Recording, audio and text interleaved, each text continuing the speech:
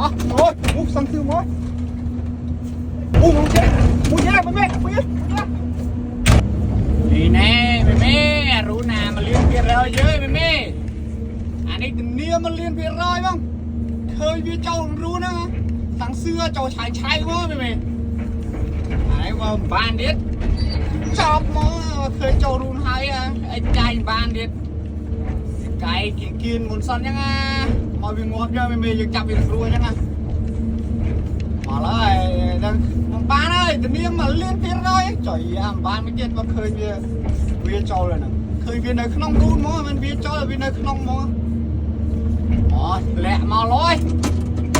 lẹ rồi từng nia mà lên biết rồi mau ơi đó là ba đây chồng khơi châu mắt nhỉ khơi châu phlia mới cay phlia là bán cho mỏ rồi bút sang thư mỏ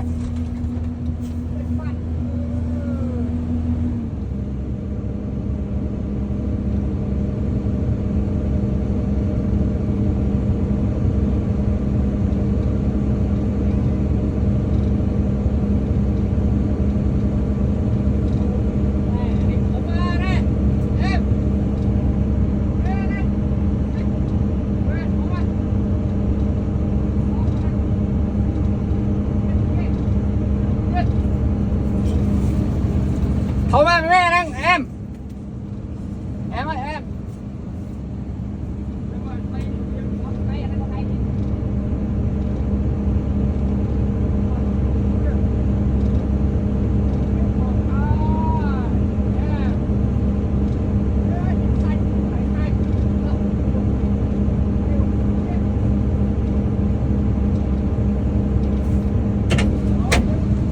cầu chiêng mày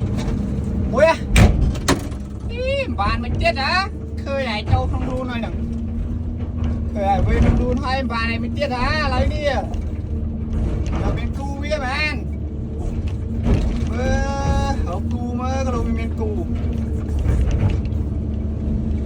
lẹ một tiếng lâu rồi ra na đã cu với vậy